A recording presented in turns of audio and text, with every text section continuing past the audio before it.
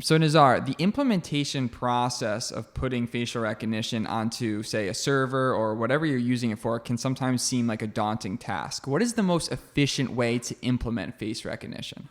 I think the best way of deploying any of these models is through a microservices producer-consumer model. That allows you to break the individual tasks and operations into standalone services, optimize them. I would also suggest you use techniques like batching and to use inf- inference acceleration frameworks like TVM and TensorRT. Uh, these techniques together would help you speed up and your apps significantly and make the inference much faster. Do you find that these are common practices used with current clients? In your experience, are people using these things already? I don't think so because it takes more work initially to do.